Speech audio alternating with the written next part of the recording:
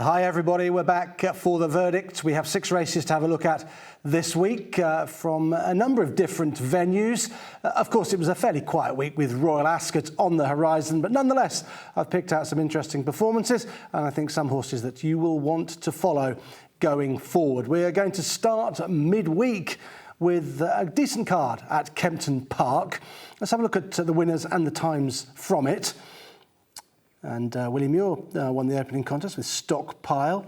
And then Zilphy, who I'm going to have a look at in a moment, won in a reasonable time. The Terminus, nice winner for Sir Michael Stout, just got up late.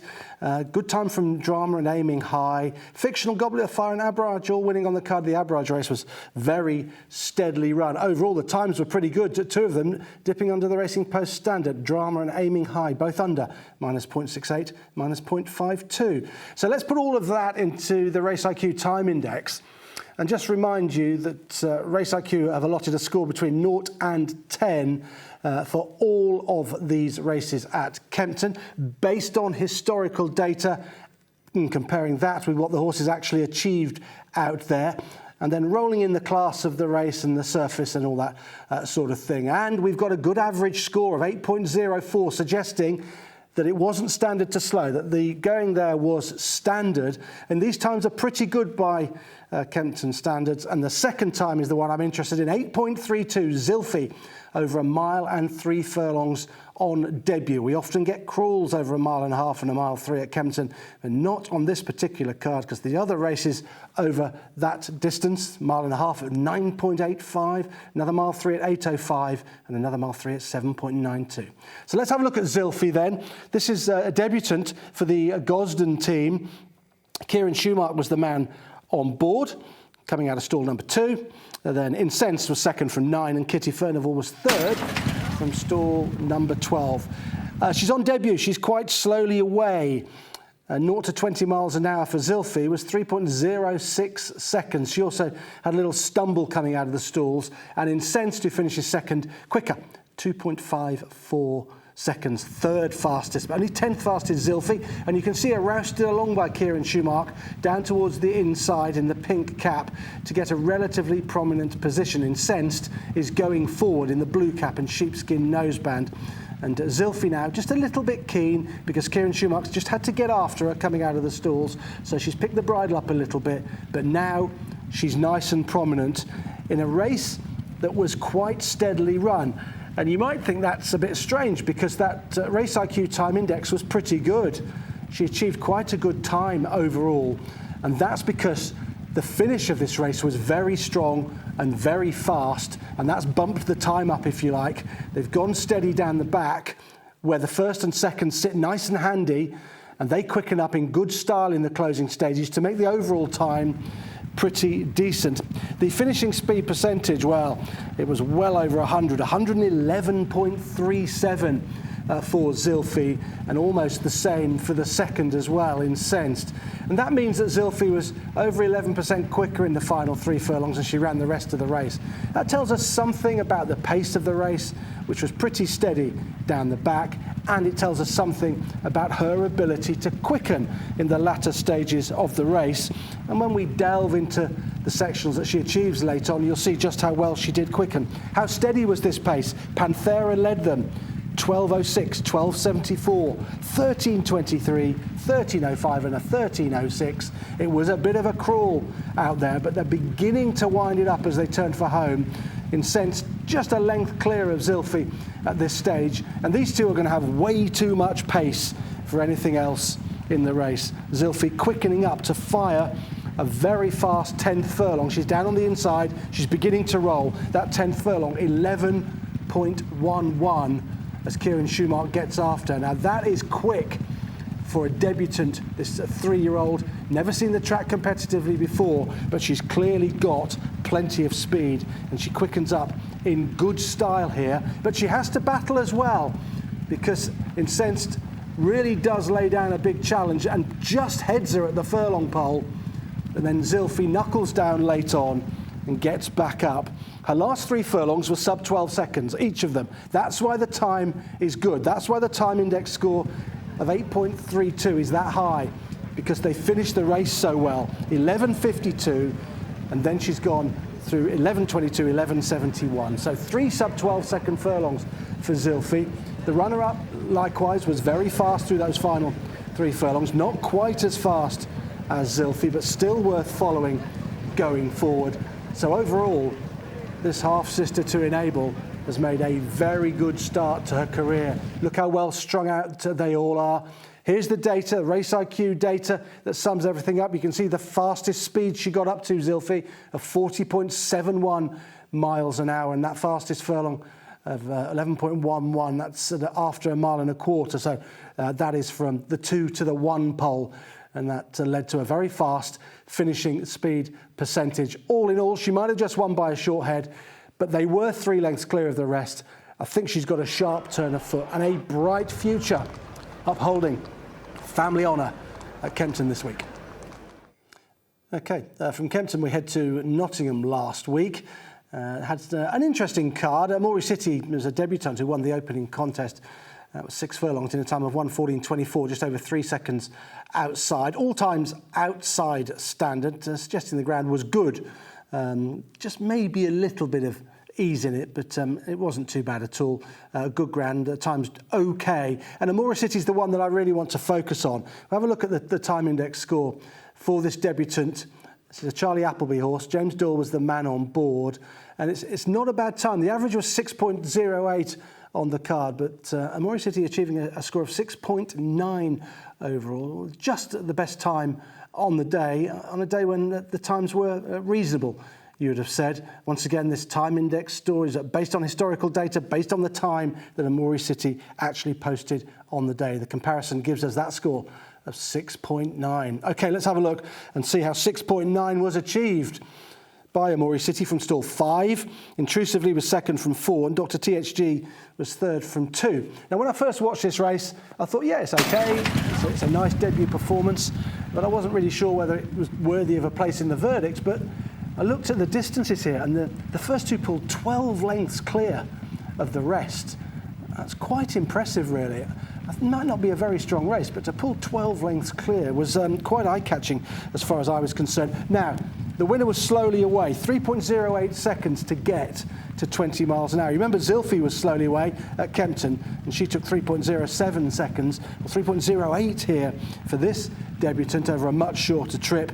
So he's quite slowly into stride, but he's able to sustain his speed quite well for a newcomer. You can just see James Doyle niggling away there. He looked a little bit green when he was first asked, but then he picks up in very good style. Final 2 furlongs, 23.45. Sub 12-second furlongs then for him. Compare that to the runner-up, 23.57. So just better Amori City. And the fastest furlong in the race was the 5th furlong of 11.44. Now that's interesting. His fastest furlong, the 5th furlong. Every other horse in the race, their fastest furlong was the 2nd furlong. So he was slowly away, and James Doyle's clearly given him time to find his feet and saved his energy for an effort later on in that 5th furlong, when all the other horses jumped a bit smarter and they fired their fastest furlong in furlong 2. You see how far they're pulling clear of the rest in the race? That might be indicative of 2 things. 1, that these 2 are quite good, or 2, that the ones behind are no good at all. I tend to be positive about both of these. I think Intrusively it's quite a nice horse in 2nd place, and Amori City could be quite decent, really. He's quickened up in nice style under James Doyle. He's not too hard on him. He was a bit green when he was first asked, but he found plenty for pressure. He'll probably stay a little bit further than this. There's some stamina on the damn side of the pedigree, and I like the way he saw this race out with his final 2 furlongs of 23.45, going away from the runner-up in the closing stages. So a nice ride from James Doyle, who's going really well at the moment. 39.32 was the top speed that the winner reached. That was in the 5th furlong, and his finishing speed percentage, 104.11. So he's finished off quite well, as has the runner-up, who's, I think, a tracker horse for you, Intrusively. He's finished off well with his 103.68, and all of the others, they're finishing tired. All of the others sub 100% FSPs. In an interesting little novice. It might not work out in terms of collateral form, but I think the first 2 are quite useful. There was a very good card at Leopardstown last week, and it featured a Group 3 contest. That's not the race that I'm going to feature, though, and you will see why in a moment or two. Here are the winners.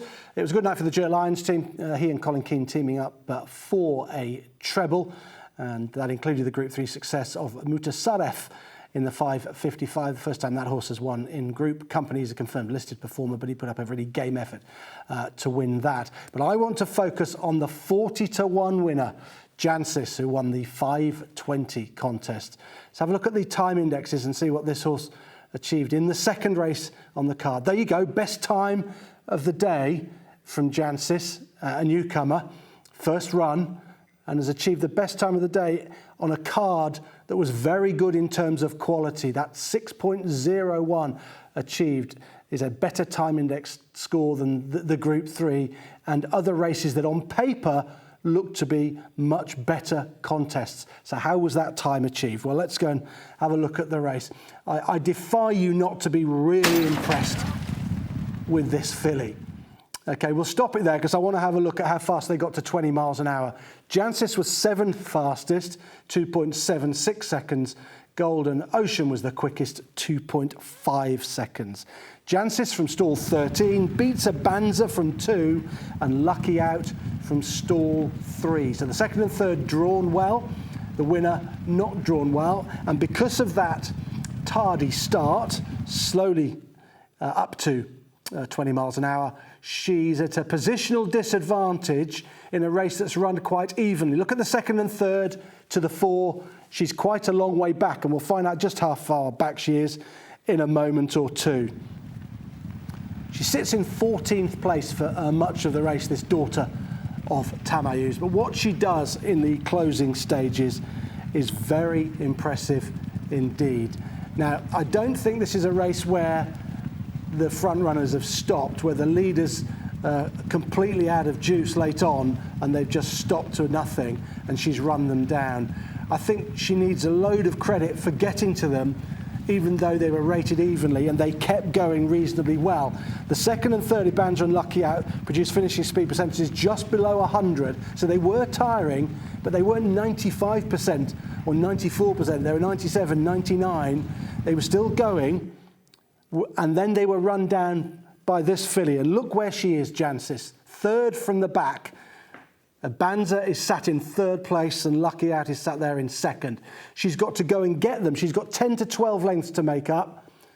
She's got to get them when they're running evenly, use up all her energy to get to them, and then go past. And I'll tell you what, it doesn't look likely for a long way. But she goes from 14th to 1st, doing a 12.22, then a 12.11 and a 12.67, and that was way too good for her rivals, who, yes, were getting tired. Abanza's got to the front now, but her finishing speed percentage for you there, over 100, 103.39, sees her surge home from that poor position and win going away and win very easily in the end. And look how well strung out they are. Now, you might expect sectionals, if a horse is going to run them, to run down those in front as well as she did, to be 11 seconds, 11 and a half seconds. Well, no, they were not. They were 12.22, 12.11, 12.67. But that's a function of conditions. There was a little bit of ease in the ground, and they went reasonably hard in front.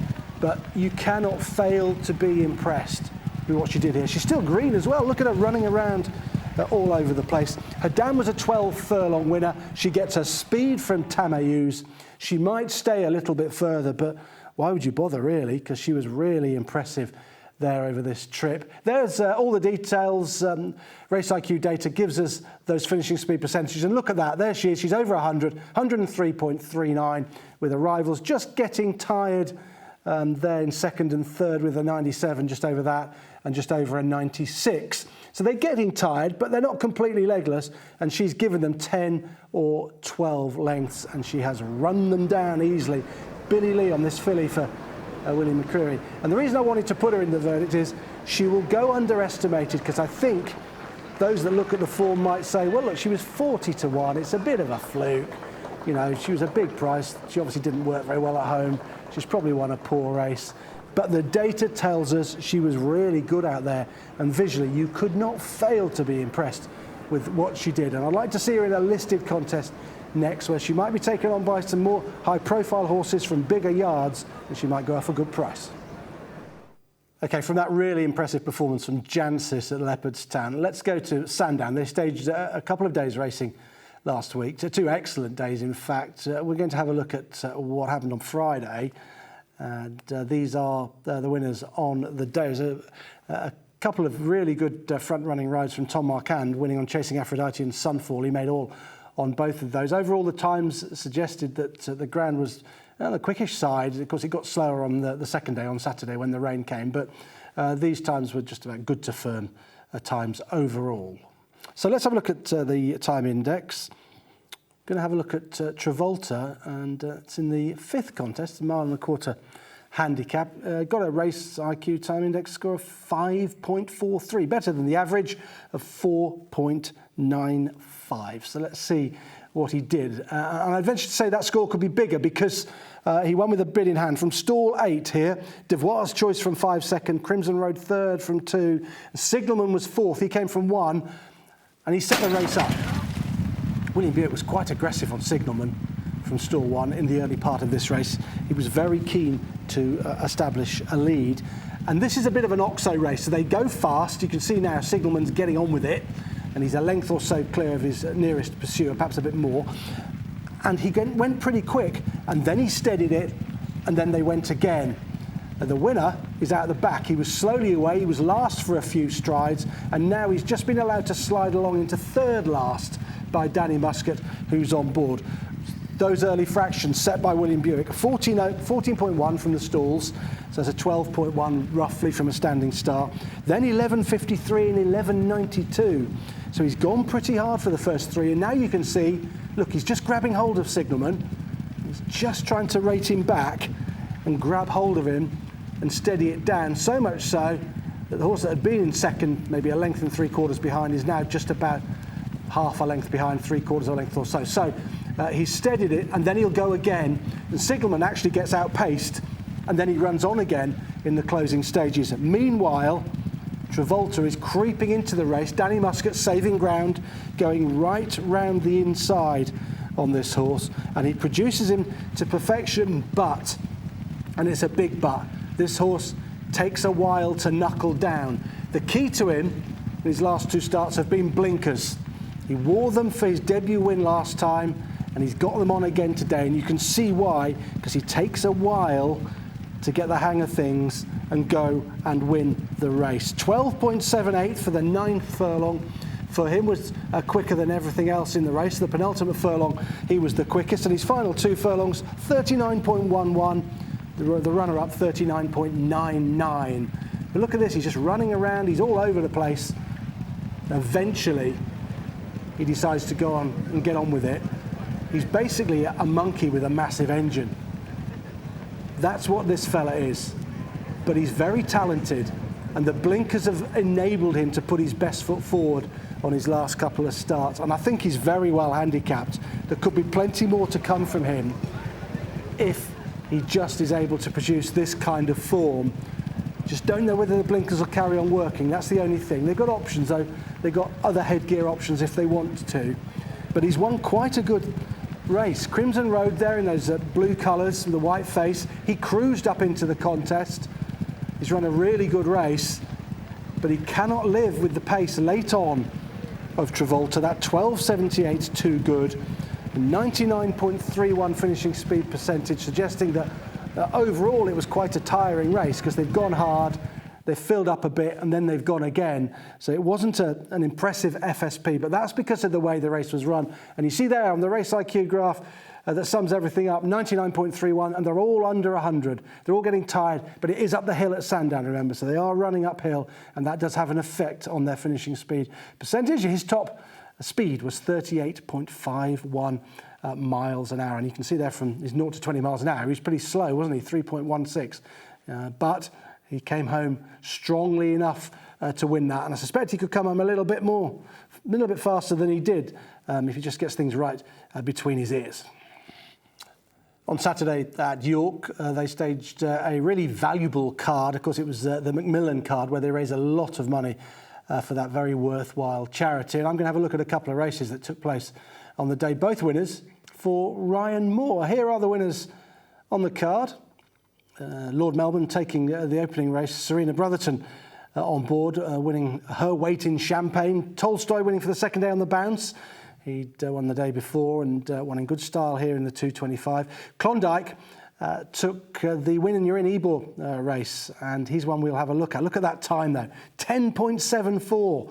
Outside the Racing Post standard. James's Delight won the sprint, the big sprint for 3-year-olds at 3:35. Often throws up decent horses, and we'll have a look at that as well. All of the times very much suggesting there was cut in the ground.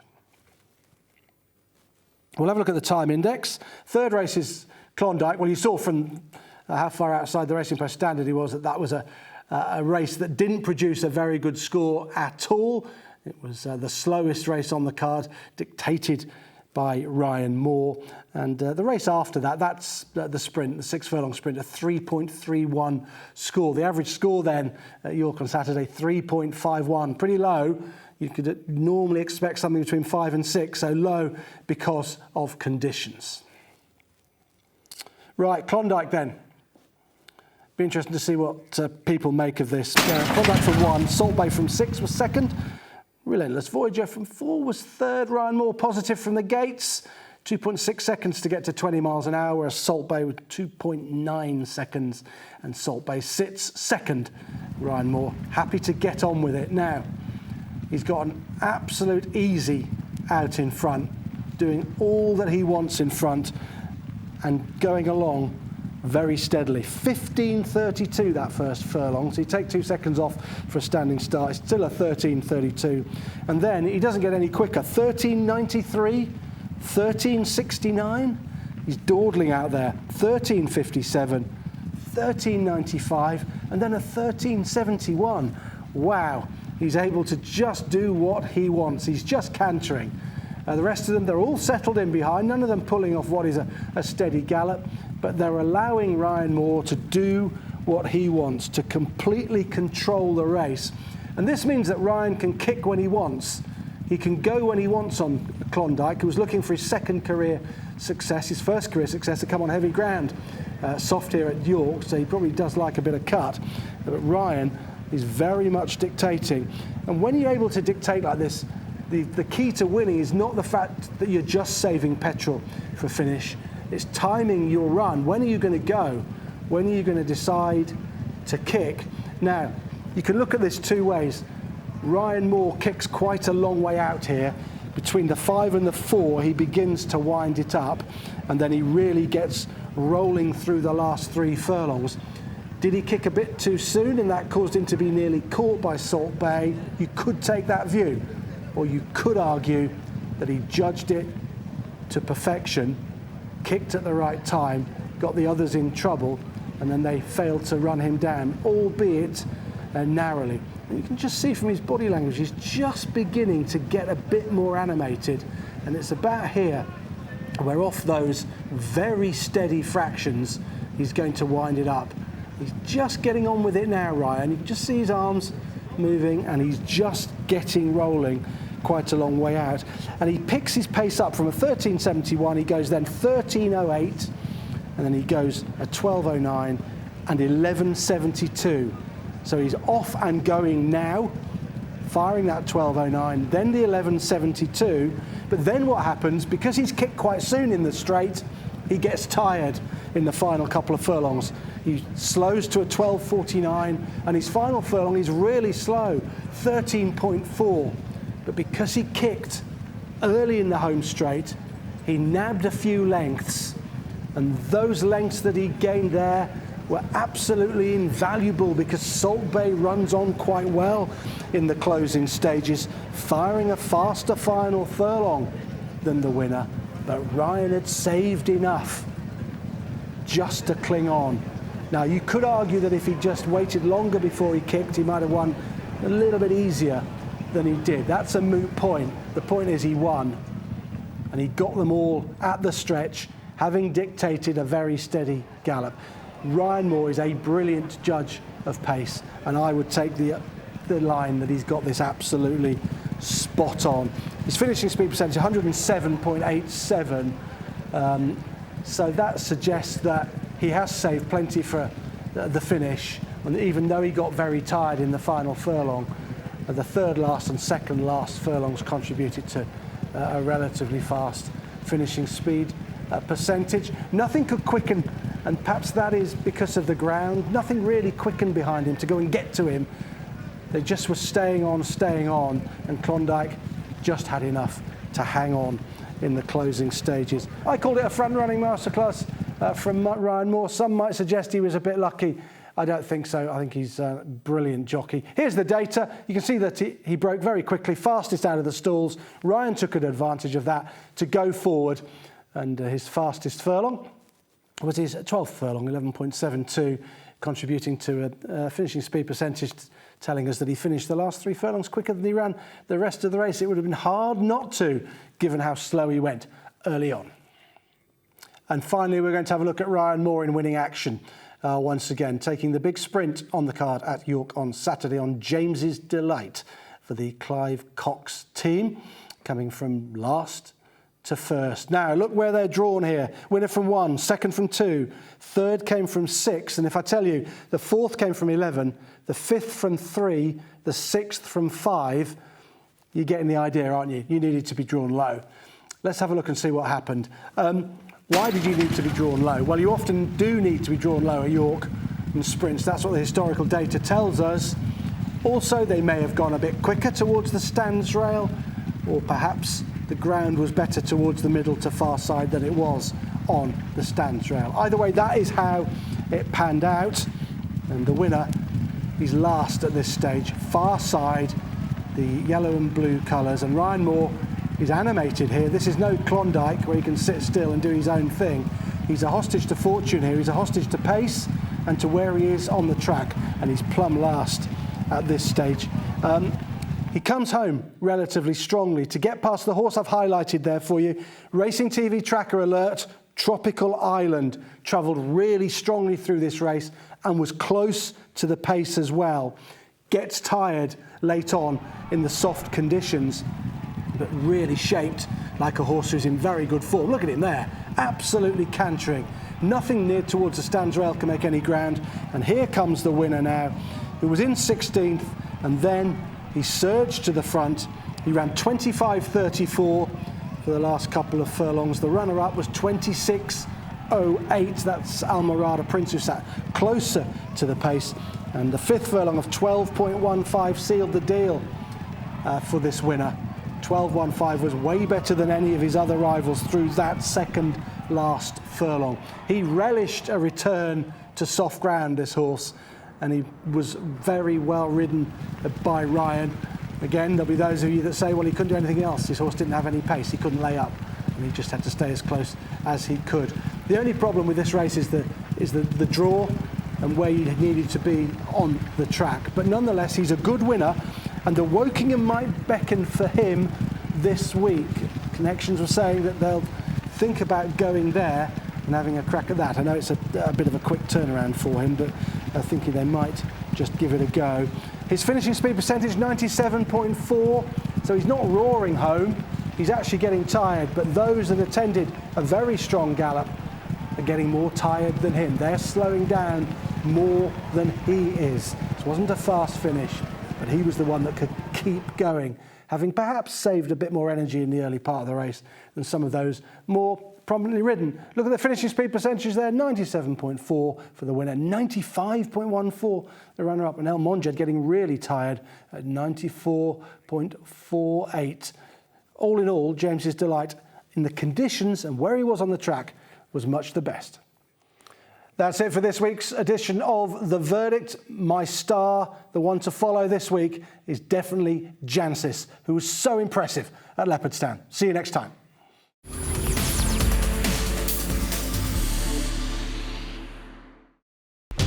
Watch live racing now on racingtv.com.